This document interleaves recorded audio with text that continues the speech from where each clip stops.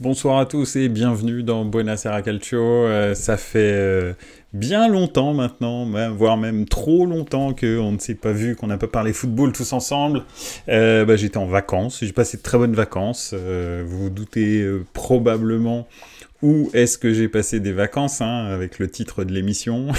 donc, euh, donc voilà, je suis allé me ressourcer proche de mon calcio naturel, on va dire. Donc voilà, c'était très très cool. Salut Pipovici, comment ça va? Au JCRM, bonsoir, ça fait plaisir de vous voir dans les commentaires, comment allez-vous? Bonsoir à tous, super week-end de foot, j'ai vu 3 matchs trop beaux, et salut le vacancier, pas beaucoup bronzé, non. En fait, il faisait un petit peu mauvais dans le sud de l'Italie, mais bon, c'est pas grave, ça changeait rien à la cuisine, qui était bien sûr excellente. donc voilà, ouais, c'est vrai, pas trop bronzé, je suis d'accord. Donc ce soir, on va parler un petit peu de beaux matchs, parce qu'il y a eu des très très beaux matchs ce week-end, tu as tout à fait raison, au JCRM. J'ai vu le meilleur match hier soir dans une ambiance de dingue. Tu parles duquel? Vas-y, n'hésite pas à me le donner, ton meilleur match dans ton ambiance de dingue. Pipovici qui dit, je viens de regarder Sassuolo. Et qu'est-ce que ça a donné? Ouais. Alors, effectivement, plein de matchs. On va commencer quand même Sassuolo Monza, effectivement, qui était un match, très bon match. Ouais, Monza, ça joue bien. Enfin, ils ont eu un début de saison un petit peu compliqué là en début de saison, mais ils avaient fait une super saison la saison dernière.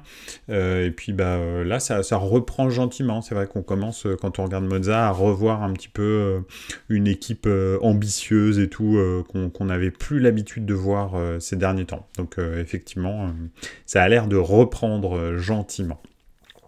Au JCRM qui dit Boca River, merci Sky Sport à la Bombonera. Ah bah oui, effectivement. Effectivement, j'avoue que oui, j'ai pas regardé Boca River hier soir. donc voilà. Je suppose que c'était une ambiance de dingue. Maintenant, souvent, l'ambiance de dingue comble en fait un niveau technique un petit peu faible dans les Boca River. Donc je sais pas. Pipovici, il y a de belles équipes en Serie A. Bologne, Genoa, c'est très sympa aussi. Ouais, tout à fait. D'ailleurs, Bologne, ils ont fait un carton ce week-end. Donc voilà. Alors, on va commencer, on a décidé de commencer par la Ligue 1. Une fois n'est pas coutume, si ça vous dérange pas, on va parler de la première de Gattuso, parce que donc il y avait un très bon Monaco-Marseille ce week-end, et c'était bien sûr la première de Gattuso. Alors si vous voulez dériver un petit peu autour de ça, bien sûr, il n'y a aucun problème, hein. Je vais quand même terminer sur Boca et River. Oui, c'était faible côté Boca, effectivement, d'ailleurs ils ont perdu 2-0, ouais, c'est vrai que maintenant il y a encore l'ambiance dans les Boca River, mais c'est très rare d'avoir des bons joueurs qui sont vraiment, qui amènent de la plus-value. C'est plutôt de la grinta, de l'intensité très très forte, mais voilà quoi, c'est pas fou. Enfin bon, mais après c'est sympa, c'est quand même une super ambiance, et puis c'est l'histoire du foot, donc voilà, donc c'est vraiment cool. Oui, donc c'était la première de Gattuso, en parlant de Grinta, hein, mon cher Gattuso, mon très cher Gattuso, que j'adore. Je pourrais en parler pendant des heures et des heures, sur le terrain et aussi en dehors du terrain, toutes les anecdotes qu'il m'a fait vivre tout au long de sa carrière au Milan. C'est vraiment un mec bien, et il a pris Marseille, et c'est vrai que les gens sont restés sur les stéréotypes qu'il renvoie de sa carrière de joueur, hein. Tout le monde a une image du Gattuso qui se prend la tête avec le coach adjoint de Tottenham, le Gattuso qui veut se battre à peu près contre tout le monde, qui va haranguer la cour Vassoud, etc. Mais Gattuso, c'est pas que ça. Et d'ailleurs, comme entraîneur, c'est aussi un bon entraîneur. Alors, c'est pas Pep Guardiola, hein, c'est pas le problème, mais avec des équipes en difficulté, et je prends ces 2 expériences en Serie A, hein, parce que j'en ai déjà parlé, mais ces 2 expériences en Serie A avec le Napoli et avec Milan, avec des équipes qui étaient très très loin d'être en bon état, en particulier le Milan. Et le Napoli aussi, après, quand il est passé, en fait, c'était après une espèce de grosse crise où il y avait des joueurs qui voulaient s'en aller, etc. Bah, il a quand même gagné une Coupe d'Italie avec le Napoli et puis terminé à un point de la Ligue des Champions. Pareil avec Milan la saison précédente, un point de la Ligue des Champions. Et voilà, donc c'est plutôt pas mal. Et c'est un entraîneur qui adore avoir la balle, qui aime la construction en partant de derrière, etc. C'est pas du tout un bourrin, c'est pas une équipe, on va dire, je sais pas... oui, c'est pas un plâtrier, quoi. Ce que j'appelle les plâtriers, c'est les gars qui bétonnent derrière et puis qui attendent une erreur éventuelle. Non, pas du tout. Lui, il a plutôt un football, on va dire, protagoniste et positif, quoi. Donc ça change vraiment de son... Même si c'est quelqu'un de positif, il était il donnait énormément au football, Gattuso, on va dire, quand il était joueur. Mais ça change un peu de cette rugosité qu'il avait en tant que joueur. Je vais voir un petit peu dans les commentaires. Tac. Gattuso, il a gueulé de la première à la dernière seconde, ça nous changeait du lisse Marcelinho, ouais, ça je veux bien le croire. Pipovici, en France, ça sous-estime beaucoup Gattuso, mais tactiquement, il a son plan. Effectivement, son plan de jeu bien défini en tête. Pardon, il y avait 2 commentaires. Et au JCRM, samedi, j'ai fait découvrir Gattuso à ma femme. Il y a une vidéo sur lui de 16 minutes sur YouTube et on apprend qu'il a pris que 2 rouges dans sa carrière. Oui, c'est quelqu'un qui était t'as tout à fait raison de le souligner, hein. C'était pas un Van Bommel ou un joueur comme ça qui était ultra méchant. Gattuso, il a jamais été méchant parce qu'il te mettait un tacle de l'espace et derrière, il te tendait la main pour te relever, hein. Donc c'était juste de l'engagement, et de l'engagement la plupart du temps à bon escient, hein. C'était pas complètement débile, donc c'est pour ça d'ailleurs qu'il a joué dans une équipe qui gagne, hein, parce que, je veux dire, tu peux pas être titulaire dans l'équipe du Milan des années 2000 si t'es juste un destructeur, hein, ça n'existe pas. C'était une équipe qui jouait beaucoup trop bien au football pour ça. Mais oui, effectivement, Gattuso sur le banc, t'as raison, Pipovici, il a un vrai plan de jeu tactique, hein, à mettre en place. Il a une super équipe en plus, là il est venu avec ses 8 adjoints, donc c'est voilà. Et c'est vrai que c'est plus que juste un coach qui a bétonné. Alors il a eu 3 entraînements avant de jouer Monaco, qui est la meilleure attaque du championnat de France.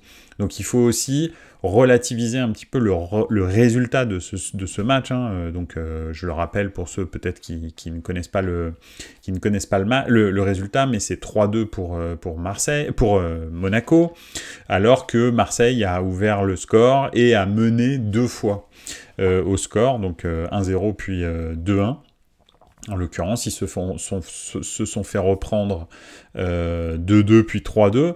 Et c'est vrai que ça on peut dire ah là là et tout. Mais bon, Monaco, depuis le début de saison, c'est une équipe qui tourne très très bien.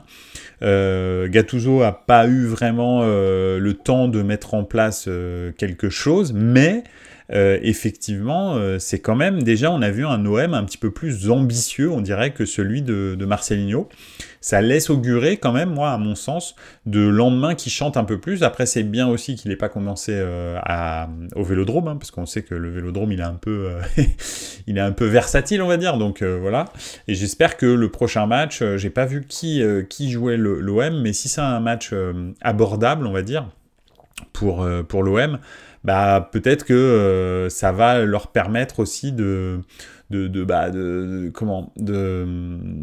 prendre 3 points à domicile. Ah, c'est contre le Havre, donc honnêtement, alors c'est vrai que c'est le 10e, le Havre est devant Marseille, hein, parce que Marseille est 12e du championnat, mais le Havre est 10e, bon, je pense que quand même c'est relativement faisable de prendre des points contre le Havre. Des petits commentaires. Monaco, première fois qu'il joue avec Balogun et Ben Yedder, je les vois champions, le jeune qui a mis le doublé, incroyable, ouais, à Kliouche, absolument. Et le double, effectivement, moi je suis tout à fait d'accord avec toi au JCRM. Balogun, là, il m'a vraiment impressionné sur ce match. Ce qu'il fait, en fait, ça va très très vite, hein. Quand il prend la balle et la frappe, ou les passes qu'il fait, d'ailleurs il fait une passe décisive pour Akliouche en plus de son but, le mec est ultra on va dire, décisif et très très rapide. Donc non, c'est une sacrée attaque hein, qu'ils ont. Ben Yedder, Akliouche et Balogun. Ouh là là, celle-là va faire mal. Après en défense, c'est quand même pas terrible. Voilà. Après le premier but de Iliman Ndiaye, c'est quand même un but de gag. Hein. Je pense qu'il veut faire un truc bien. Bon, il se foire complètement, mais ça va vite. Donc voilà. Oui, donc c'est contre le Havre effectivement que l'OM joue. Mais Brighton jeudi, ouais, bon. Après, je veux dire, bon oui, ok, c'est pas très grave, parce que Brighton, c'est le favori du groupe, on va dire, hein, je pense. Mais donc, s'ils se font taper par Brighton, bon, bah, ils se font taper par Brighton. L'important, c'est d'être deuxième du groupe pour pouvoir sortir de la poule. Donc, c'est pas très grave s'ils se font taper par Brighton. Brighton qui va pas bien, effectivement, parce qu'ils se sont fait déglinguer récemment. Mais bon... c'est Brighton, hein. Je pense quand même que ça va jouer au football et que pour l'OM ça va être un petit peu compliqué, mais bon, va savoir avec l'expérience européenne de Gattuso, peut-être qu'il peut amener quelque chose dans ces soirées un petit peu irrationnelles d'Europe pour l'OM, parce que c'est souvent le cas. Donc voilà. Son but, il est fou à Balogun, ouais, ça va super vite. Le contrôle, enchaînement, frappe, il m'a fait penser... Alors attention, je veux pas passer pour un footix, hein, mais je veux dire, pour quelqu'un qui connaît pas le foot, mais il me fait penser, ce but de Balogun, même si c'est pas exactement la même situation, et puis que c'est pas la même équipe non plus en face, mais le contrôle enchaîné frappe de Benzema contre Manchester United en Ligue des Champions lorsqu'il était avec Lyon. Quand il était tout jeune, il avait 19 ans et ça avait ébloui Alex Ferguson qui voulait ensuite le recruter à Manchester United parce qu'il avait au milieu de Rio Ferdinand, etc., Vidic, tout ça, et puis je sais plus, je crois qu'il y avait Roy Keane, hein, enfin c'est un espèce de triptyque qui fait contrôle-frappe enchaîné à une vitesse, et Balogun en fait son but il m'a vraiment fait penser à ça, même si en face il y avait pas Rio Ferdinand, Vidic et Roy Keane, mais bon et puis c'était pas un soir de Ligue des Champions, mais c'était quand même voilà, alors comparaison n'est pas raison, on est bien d'accord, hein, mais voilà, bref. Merci au JCRM, il n'y a que toi qui vois duquel je parle. Non, je rigole. Pipovici peut-être aussi, c'est possible. Je sais pas quel âge il a, s'il regardait déjà le foot à cette époque-là, Pipovici. Donc voilà un petit peu. En tous les cas, première pour Gattuso, moi je trouve encourageante. C'est pas parce qu'ils se sont fait taper par Monaco, à domicile pour Monaco, la meilleure attaque du championnat, 3 entraînements pour Gattuso. Moi j'ai trouvé déjà cet OM beaucoup plus entreprenant et je pense que Gattuso va vraiment bien prendre avec l'esprit OM. 33 ans, l'âge du Christ, Pipovici. Bravo. Bah écoute, 33 ans, l'âge du Christ. Donc, ouais, dans les années 2000, bon, c'était pas très vieux, mais bon, tu devais certainement regarder du foot déjà. Donc peut-être tu te souviens de ce match. Donc voilà. En tous les cas, Gattuso, moi, ça m'a donné plutôt une bonne intuition. Je le connais, en plus je connais l'énergumène, autant en tant qu'entraîneur qu'en tant que joueur. Et je pense très sincèrement que ce groupe va vraiment se fédérer très très vite derrière Gattuso. En revanche, il va pas falloir qu'il y en ait un ou deux qui traînassent un petit peu de la patoune, hein, parce que sinon, il va les allumer. Hein. Ça, c'est sûr et certain. Donc voilà. Au JCRM, la seule chose qui me fait peur avec Marseille est qu'on fait souvent de bonnes premières mi-temps, mais en deuxième, on perd au niveau physique. Ouais, bah alors, le staff de Gattuso et Gattuso lui-même, au niveau physique, je pense qu'ils vont travailler, ils vont peut-être travailler beaucoup. Et là, probablement, pendant la trêve internationale, ça va leur permettre vraiment de mettre en place des choses. Elle arrive assez vite, hein, cette trêve internationale, donc c'est plutôt pas mal. Je me souviens très bien, oui, j'aime le foot depuis très très jeune. Ouais, je me doutais, hein, c'est normal, hein, c'est pour ça que t'es là. Hein. donc voilà, trop bien. Voilà, en tous les cas, je voulais vous partager un petit peu mon sentiment sur Gattuso. Et sa première contre Monaco, et un Monaco assez impressionnant, mais encore une fois, hein, je le dis, défensivement, c'est quand même pas l'assurance tout risque, mais ils ont une attaque, ce qu'on appelait à l'époque une attaque mitraillette, hein, donc ça peut être vraiment vraiment intéressant. Je les vois bien pour en tous les cas les 4 premiers Monaco et Marseille aussi. Je sens que Gattuso peut le faire.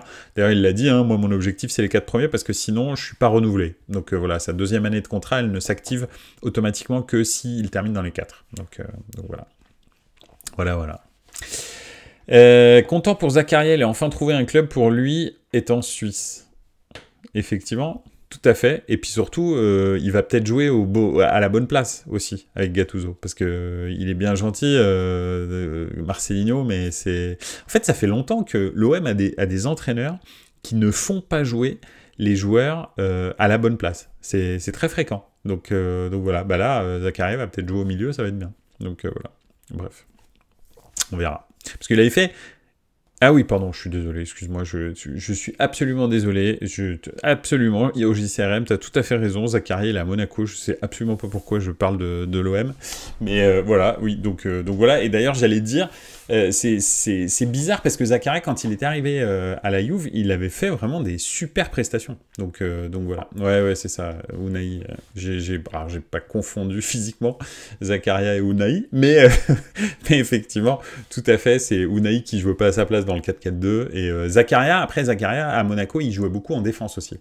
Et c'est vrai que c'est dommage parce qu'au milieu de terrain, il est quand même beaucoup plus efficace, je trouve, qu'en défense. Donc voilà. Belle merguez, oui. Ben, c'est la merguez du lundi, hein, comme d'habitude. Donc voilà. Et Paris, t'en penses quoi de ce nul? Alors, Paris, le truc en fait, c'est que il est ce nul. Effectivement, c'est pas génial, mais le goal, il fait une prestation incroyable. Hein. Faut savoir que le goal de Clermont, il fait un truc complètement fou. Et donc ça raconte pas l'histoire du match 0-0, parce que alors c'est vrai que Clermont a eu quelques occasions aussi, ça faut le dire. Donnarumma fait quand même, je crois que c'est Donnarumma dans les cages pendant ce match-là. Je l'ai pas reconnu, mais oui, je crois que c'est Donnarumma. Ils font des bons arrêts, Paris aussi, parce que j'ai vu un résumé, mais j'ai pas regardé le match quand même. Franchement, Clermont-Paris là, faut quand même être motivé, mais j'ai vu un résumé et c'est vrai qu'ils ont des bonnes occasions. Mais Paris a énormément d'occasions et c'est limite pas normal qu'ils gagnent pas 3-4-0 ou 3-4-1 quoi. Donc je suis pas non plus complètement scandalisé de ce nul contre Clermont. Voilà, on verra contre Milan de toute façon. Déjà, Newcastle va être une bonne indication parce que Dortmund, je trouve que c'est très faible. D'ailleurs, on va en parler après, mais Dortmund n'a pas fait un super match malgré le score qui est un peu boursouflé, je trouve, cette semaine en Bundesliga. Dortmund, je pense que c'est les plus faibles du groupe de Ligue des Champions. Donc Newcastle, déjà, ce sera un bon test parce que physiquement, il y a beaucoup de répondants à Newcastle, surtout au milieu de terrain. Milan avait su les bouger, mais quand tu as Joe Ellington, Guimarães et Tonali, je veux dire, tu as intérêt à être réveillé, hein, parce qu'en face, ça envoie du lourd hein, physiquement, et c'est certainement là que le Paris Saint-Germain pêche le plus, c'est au milieu du terrain, je trouve qu'ils n'ont pas vraiment de vrais répondants, à part Ugarte, et encore, c'est pas un déménageur, donc voilà, donc j'ai hâte de voir contre cette équipe, en plus avec des joueurs qui sont très rapides en profondeur, comme Alexander Isaac, etc. Je pense que ça va être un bon premier test, avant de jauger, pour moi, le meilleur club du groupe, c'est Milan, même si c'est pas parce que je suis milanais que je dis ça, je pense sincèrement que Milan est dans la meilleure forme des 4 équipes, et que Dortmund va être la 4e, quoi, je pense. Donc voilà, c'est un peu ça le truc. Après, qui de Paris ou de Dortmund ou de Newcastle sera 2e, ça je pense que ça va être à décider. Donc voilà, on verra. Tac, à Chelsea au début, s'il avait fait un sondage et 80% voulaient qu'il reste. Ouais, non mais il est pas mauvais, hein, Zakaria. Là, on revient sur Zakaria, je reprends les commentaires. Les Parisiens, ils étaient pressés d'aller voir Cédric Doumbé, on les a bien vus. J'ai pas vu le combat, mais vous, les vidéos. Ouais, effectivement, oui, enfin, le combat, il n'y a pas grand chose à raconter, hein, mais ça se passe en 5 secondes. Donc voilà. Après, Kolo Muani et Dembélé, ils sont gentils, mais ça fera pas des miracles selon moi. Ouais, effectivement, c'est pas du tout décisif en fait. Ils font des différences, vraiment, et puis finalement, derrière, ça donne pas grand-chose. Donc moi, je suis pas impressionné par cette attaque. C'est une attaque qui crée des situations, mais si Mbappé est pas dans un grand soir, en fait, il se passe pas grand-chose. Après, moi, je vais pas regarder les clubs français demain. Naples, Real, et mercredi, Leipzig City pour moi. Ouais, effectivement. Je comprends. Alors bon, Bien entendu, autant te dire que c'est clair que moi, il y aura du Milan. Mais c'est vrai que Naples-Real, Leipzig City, ça peut être pas mal parce que Leipzig est en super forme. On va en parler après, mais le Leipzig-Bayern, il était spectaculaire. Donc voilà. Avant de passer au choc de toute l'Europe, on va terminer là-dessus, mais je voulais vite fait faire un point sur le Barça, info, intox, tout ce qui circule sur la dissolution possible du club, la corruption de fonctionnaires, etc. Moi, je suis partagé parce que en fait, alors en Italie c'est un petit peu la même chose, hein, mais et c'est pour ça que je suis pas en train de dire ça pour critiquer l'Espagne, mais ce sont des pays les deux où être on va dire tifoso d'un club, c'est plus que juste c'est pas une niche, quoi. Tout le monde supporte un club, plus ou moins, en Italie. Même une grand-mère de 90 ans, elle a un club qu'elle supporte. En Espagne, c'est quasi la même chose. Et c'est très partisan, d'ailleurs, on le voit dans les journaux. Alors, c'est très marqué, en plus, en Espagne, avec Marca, AS, Mundo Deportivo, etc. C'est super marqué, c'est carrément des espèces de fanzines de chaque club, quoi. Alors, c'est un peu pareil en Italie, hein, avec, je sais pas, Tuttosport qui est clairement pro-Juve à 200 000%, la Gazzetta qui est plutôt pro-Inter, voilà, le Corriere dello Sport qui est lui assez neutre, mais bon, plutôt Milan. Donc voilà, donc comment dire, même un procureur de la République espagnole, bah, t'as l'impression il a un angle lorsqu'il aborde un cas. Parce que c'est vrai que Negreira, il a réellement été payé 7 millions d'euros sur, je sais plus combien d'années, 8 ou 9 ans, un truc comme ça, ou 12 ans, je sais plus. Mais le truc, c'est que Negreira, il y a rien qui prouve que ces 7,3 millions d'euros ont servi à favoriser le Barça dans des matchs. Alors, on a tous en tête des idées, des images d'erreurs d'arbitrage qui vont dans le sens du Barça dans les années 2010, on va dire, je pense, hein, tous, que ce soit contre le Real, que ce soit en Coupe d'Europe, que ce soit même en championnat d'Espagne, il y a un moment donné, il y avait 0 penalty qui était sifflé contre le Barça, et eux, quasi à tous les matchs, ils avaient un penalty. Alors oui, les gens disaient, bah oui, mais c'est une équipe qui a la balle, qui est souvent dans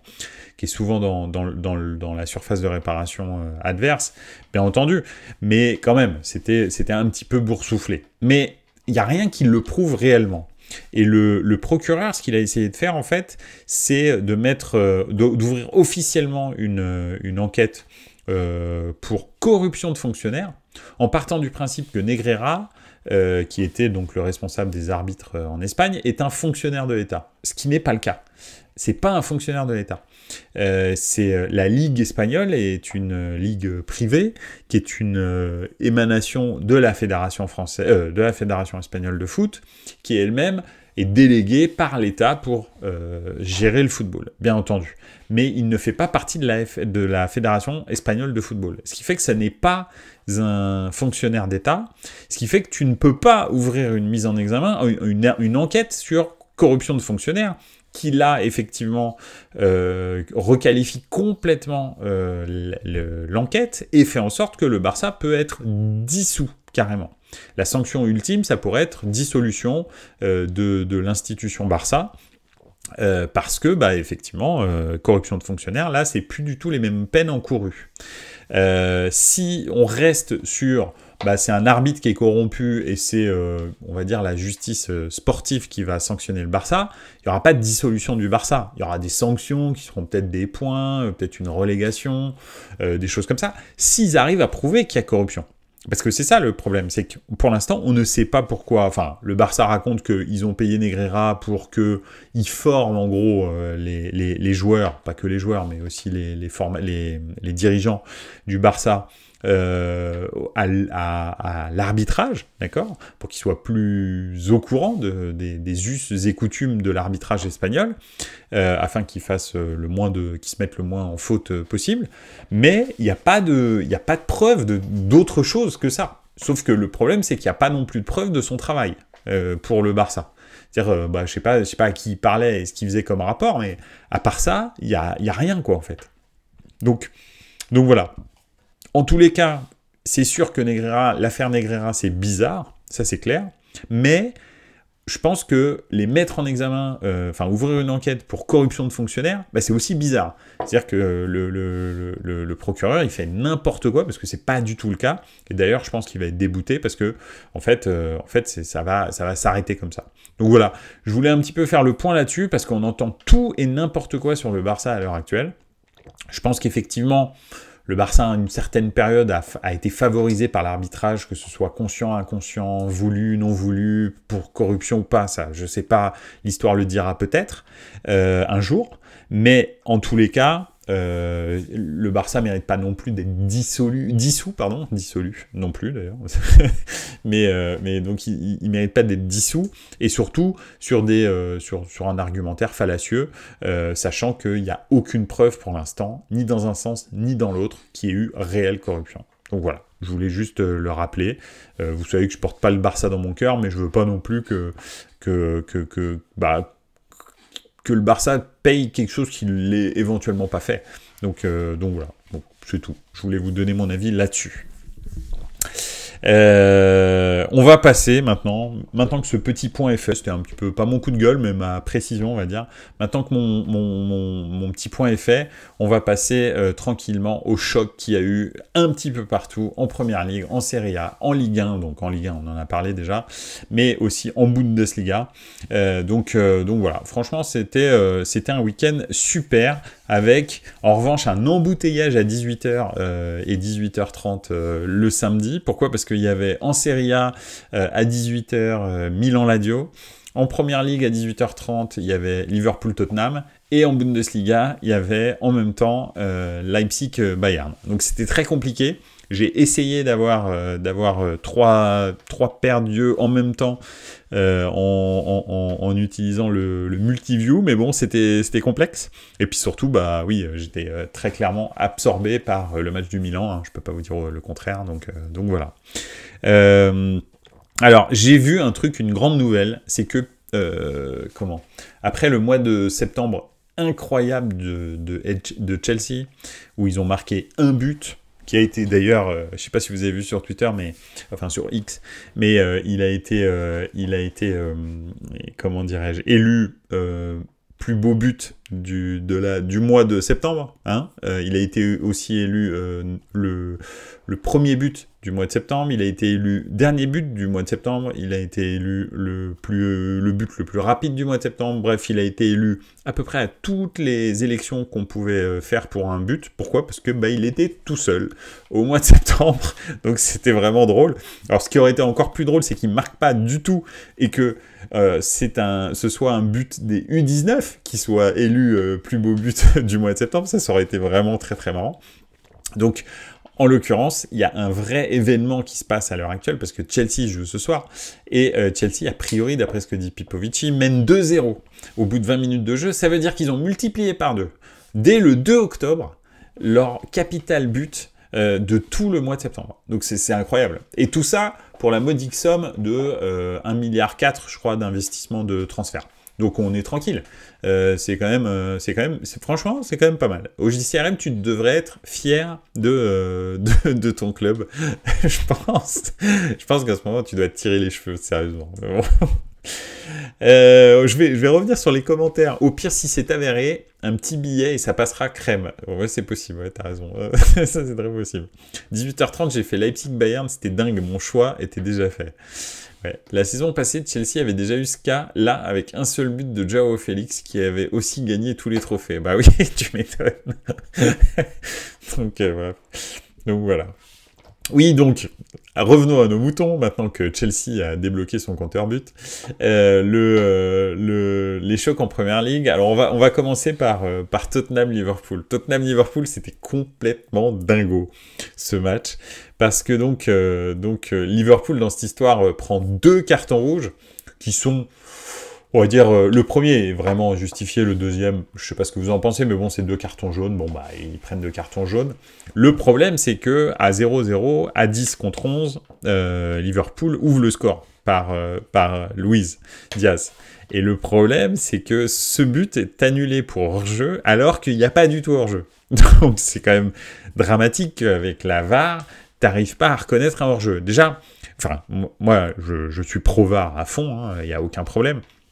Mais je veux dire, la VAR est utile très souvent et normalement infaillible sur une action de jeu, c'est les hors-jeux, d'accord? Parce qu'un hors-jeu, c'est blanc ou c'est noir, 1 cm de hors-jeu, c'est hors-jeu, 0 cm de hors-jeu, bah, c'est pas hors-jeu.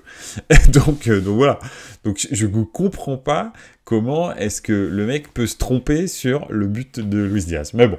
Bref, il refuse le but. Quelques minutes après, d'ailleurs, la Première Ligue dit qu'ils se sont trompés. Hein. donc voilà, c'est quand même fou. Et là, ça aurait pu changer le jeu, ça aurait pu changer le match. Hein, parce que donc, clairement, à 1-0, tu mènes 1-0, à 10 contre 11, bah là, tu peux mettre le bus devant ton truc, et puis c'est terminé.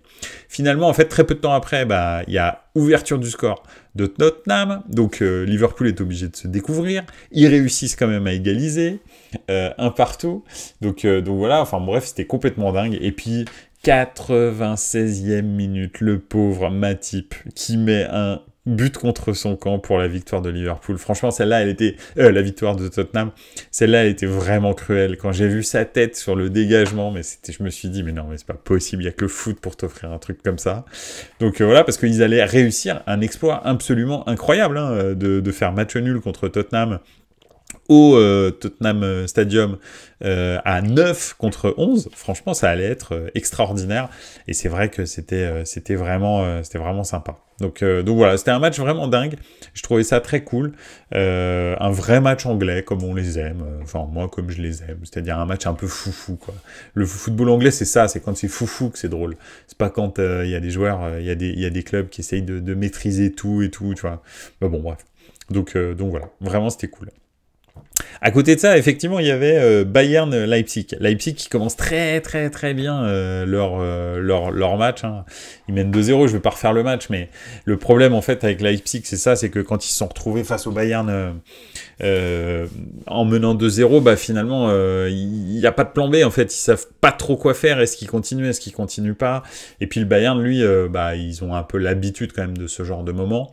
Donc ils ont en plus payé pour voir, parce qu'en Super Coupe d'Allemagne, il s'était fait éclater le Bayern. Donc ils ont su hisser le niveau, et puis ils sont revenus.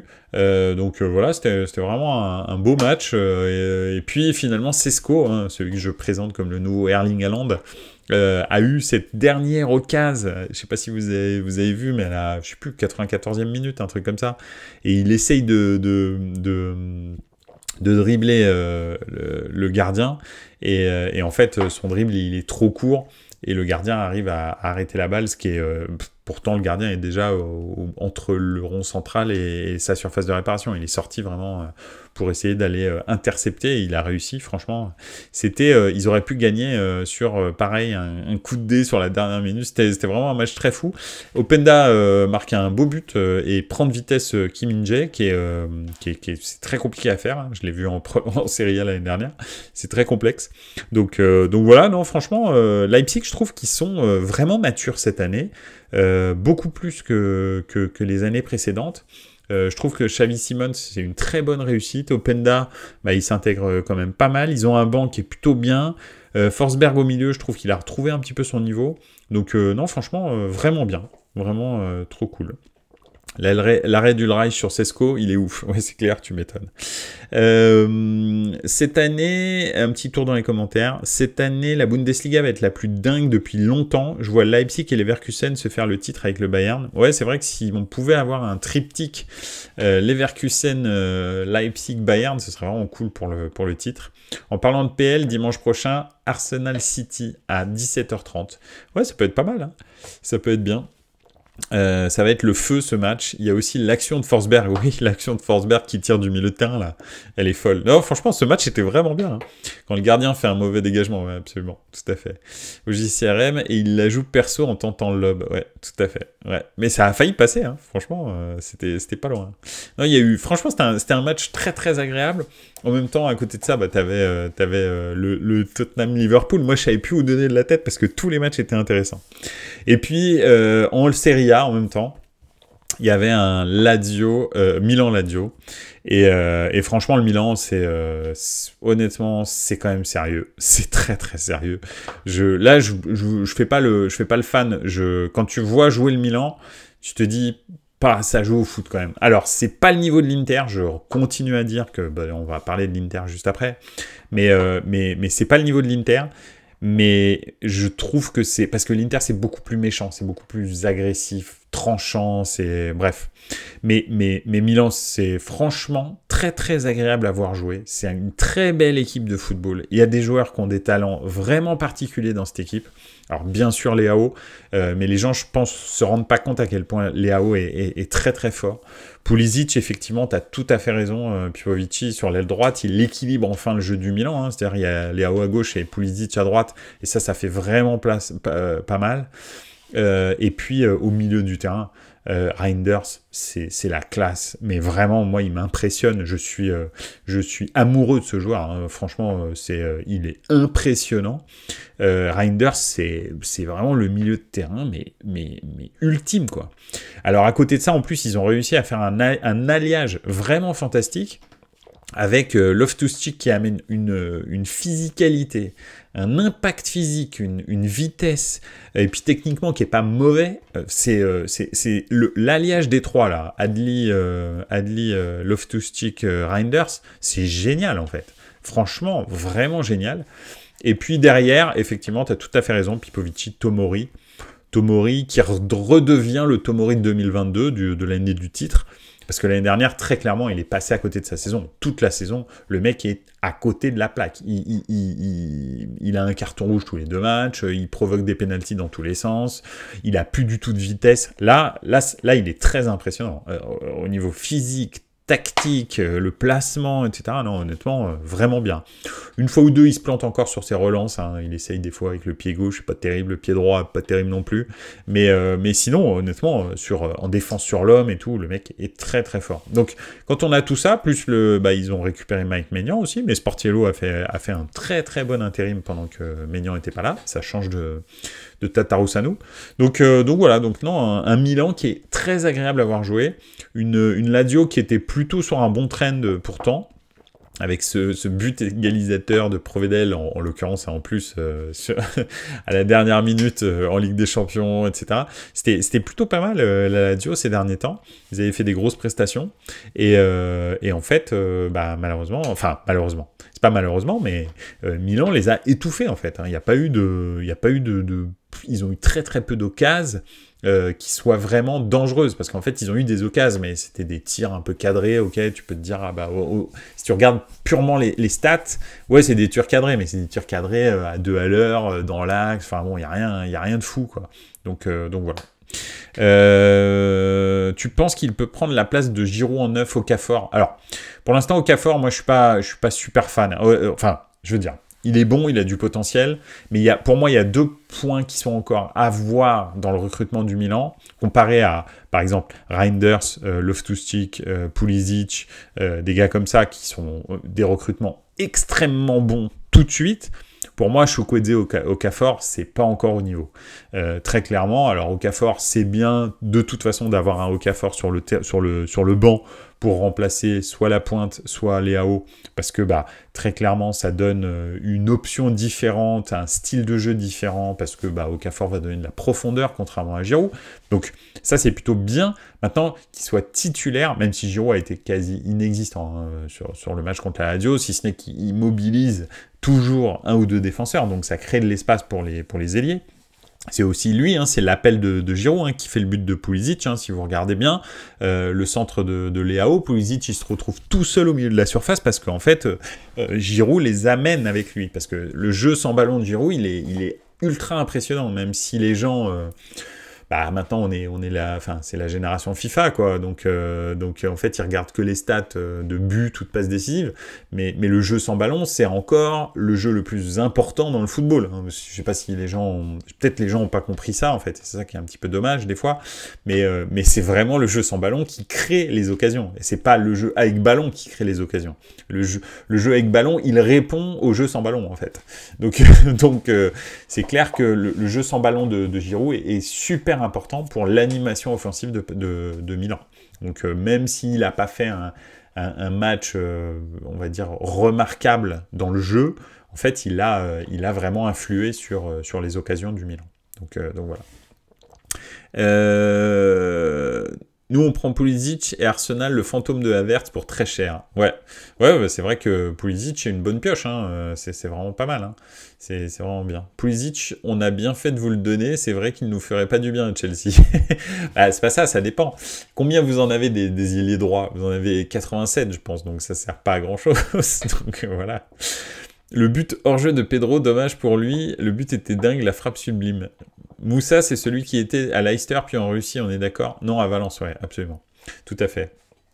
Il est américain, et d'ailleurs, on parle de Reina maintenant. Ouais. Oui, Moussa, c'est pas mal aussi. Franchement, ses entrées en jeu m'impressionnent plus que Chukwueze, par exemple. Chukwueze, il y a une hype Chukwueze au Milan. C'est un bon dribbleur, mais il est stérile. On parlait tout à l'heure de Kolo Muani Dembélé. Alors, il est même pas à ce niveau-là en plus, mais enfin au niveau de Dembélé. Mais ouais, il tripote le ballon, il inquiète un peu, il occupe un ou deux défenseurs, mais il se passe pas grand-chose, je trouve, derrière. Je comprends, hein, parce qu'il est esthétiquement joli à voir, parce que là, je vois Chukwueze, j'adore ce joueur, je le suis depuis longtemps au JCRM. Je suis d'accord avec toi, mais je trouve qu'il est pas méchant, quoi. Donc voilà. En tous les cas, une victoire vraiment maîtrisée, 2-0. En première mi-temps, en plus, on aurait dû marquer, hein, avec Reinders qui tape le poteau, etc. Donc voilà. Ouais, bah voilà, tu vois, au JCRM, on est d'accord. Il fait penser à Dembélé, je suis tout à fait d'accord avec toi, un peu moins fort quand même, parce que Dembélé, faut quand même dire que balle au pied, c'est quand même... il fait des différences. Après, voilà, bref, je vais pas dire des choses méchantes sur les gens, mais il est un peu teubé, Dembélé, donc derrière, il fait toujours le mauvais choix. Très souvent, il fait le mauvais choix. Donc voilà. Chukwueze, je sais pas, je connais pas, je sais pas du tout comment il est, mais voilà. En tous les cas, pour l'instant, il fait pas de grosses différences. Donc pour moi, pour l'instant, Okafor, Chukwueze, c'est les deux recrues les moins réussies. Même si vous me dites, ouais, il y a 2 buts. Oui, c'est vrai, il y a 2 buts ces 2 derniers matchs, mais c'est des buts un peu de renard des surfaces, quoi. Il y a pas de, il est là au bon moment, au bon endroit, ce qui est déjà pas mal. Mais c'est pas super. Donc voilà. Sportiello nous a fait du bien aussi avant le retour de Maignan. Ouais, tout à fait, il a fait des arrêts décisifs hein, dans le match intermédiaire là, dans la semaine. Donc non, très très bien. Contre le Hellas Vérone. Donc voilà, je suis désolé, pardon. On va continuer encore avec la Serie A et pour parler d'un joueur absolument stratosphérique en ce moment. Pour moi, et je le disais tout à l'heure, c'est bizarre hein, parce qu'ils se sont fait taper par Sassuolo, mais en même temps tout le monde se fait taper par Sassuolo ces derniers temps. Mais l'Inter pour moi depuis le début de saison, si on me demande, je regarde beaucoup de football, vous le savez, hein, je pense, mais pour moi l'Inter c'est la meilleure équipe d'Europe depuis le début de saison. Je pense pas qu'il y ait au-dessus. Je vois pas, même en première ligue, même une équipe aussi mature, aussi prête, qui fait aussi mal, qui est aussi décisive dans tout ce qu'elle fait. Voilà, pour moi l'Inter c'est vraiment la meilleure équipe d'Europe pour l'instant. Alors ça veut rien dire, on est au mois d'octobre, mais c'est déjà ça. Et puis je pense que Lautaro est dans la forme de sa vie. Vous avez vu son entrée, hein, 55e minute, il y a 0-0, 30 minutes plus tard, il y a 4-0. 4-0. C'est historique dans la Serie A, l'histoire de la Serie A. La Serie A, c'est pas la MLS, ça a pas commencé la semaine dernière. Hein. C'est un truc, voilà quoi. C'est pas la Saudi Pro League. Donc c'est incroyable. On a eu des attaquants en Serie A, les meilleurs du monde de l'histoire de l'humanité, quoi, à un moment donné. Et pourtant, il y a personne qui a fait ça. Donc franchement, c'est très impressionnant ce que fait l'Inter, encore plus impressionnant ce que fait Lautaro. En plus, il est devenu capitaine de cet Inter et il est vraiment, c'est vraiment un leader, je trouve, technique et même dans la grinta et tout. Donc franchement, pour moi, l'Inter, c'est très très fort. Ça va être très très très compliqué d'aller rechercher le titre de Serie A. Mais alors très compliqué. D'ailleurs, on l'a vu hein, quand on les a croisés. Milan s'est fait déglinguer. Et je pense que ça va être un peu le cas pour tout le monde cette année. Et je le redis, je le dis et je le redis. Je l'ai dit depuis le début de saison. Pour moi, l'Inter peut aller faire le doublé Ligue des Champions, championnat. Il n'y a pas, pour moi, d'équipe qui est à leur niveau à l'heure actuelle. Encore une fois, c'est un jugement du mois d'octobre. Et ils étaient pas loin la semaine dernière, l'année dernière de gagner la Ligue des Champions, en finale de Ligue des Champions. Ils n'ont pas du tout été ridicules, loin de là, contre Manchester City. Ils ont même pour moi dominé les débats. Enfin, pas dans la possession de balle, hein, parce qu'on s'en fout de la possession de balle, s'il vous plaît. Je sais que les gens qui écoutent Buonasera Calcio ont compris, mais je le redis, la possession de balle ne sert à strictement rien, excepté avoir une jolie stat sur le truc. Donc voilà, après c'est sûr que quand tu possèdes la balle, potentiellement tu as moins d'occasions contre toi, mais si tu fais prendre en contre, c'est compliqué, quoi. Donc voilà. Mais en tous les cas voilà quoi, c'est une sacrée équipe. Pipovici, la Roma a pris cher aussi contre le Genoa et de fort belle manière. Gudmundsson, il est top ce joueur, ouais, absolument, tout à fait. Bon après ils sont rachetés quand même hier soir contre Frosinone. Au JCRM derrière Naples et la Juve, quelle galère avec Garcia et Allegri, le beau foot, on repassera. Ah bah ça tu m'étonnes. Hein. Le Atalanta Juventus, c'était une insulte au foot, hein. Au foot italien, parce que c'est pas ça qu'on fait d'habitude. Donc voilà. Et Naples, ça commence à prendre peut-être. On va voir. Le Scudetto sera milanais cette saison, on verra. Probablement, c'est vrai. Mais après, Milan l'année dernière a fait le même début de saison et ils se sont effondrés au mois de janvier. L'Inter aussi a eu un sacré trou à un moment donné. Bon, alors c'était une saison particulière avec la Coupe du Monde et tout, mais voilà, c'est pas gagné. Mais pour l'instant, effectivement, depuis ce début de saison, c'est les deux meilleures équipes, très clairement. Il y a pas au-dessus. Après, voilà, là, Milan est dans par exemple, hein, et l'Inter aussi, mais l'Inter et Milan, ils ont deux calendriers qui sont stratosphériques là ces prochaines semaines, jusqu'à quasi la fin du mois de novembre. C'est très très dur, ils vont rencontrer que des grosses équipes en Serie A et en Ligue des Champions, donc faudra voir ce que ça donne. Donc voilà en tous les cas pour la Serie A. Au JCRM, t'as regardé le Atalanta Juve? Oh là là, c'est incroyable.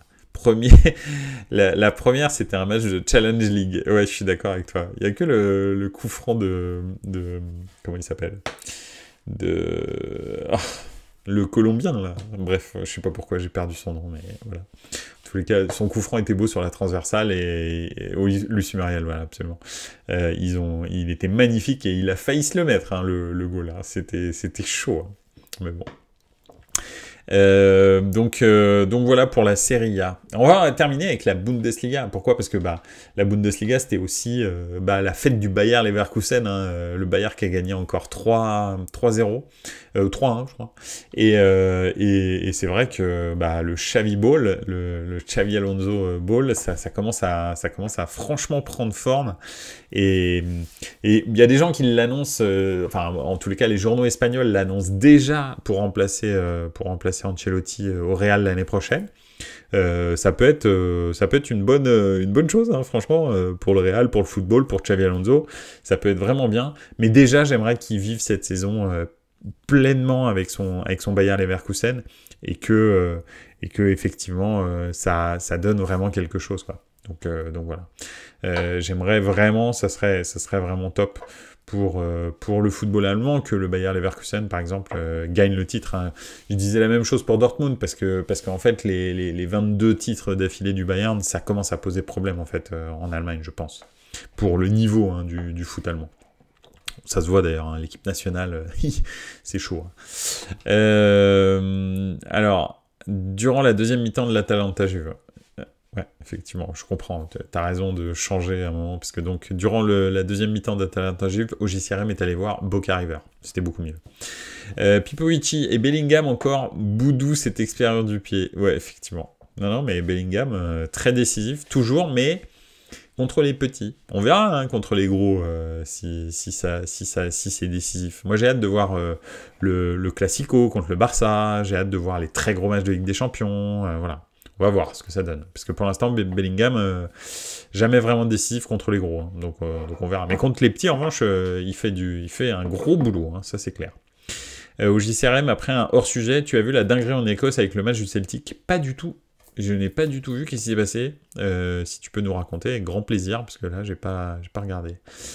Et 28 octobre, le Classico. Ça, c'est bien, ça. Ça, c'est beau. Donc, voilà.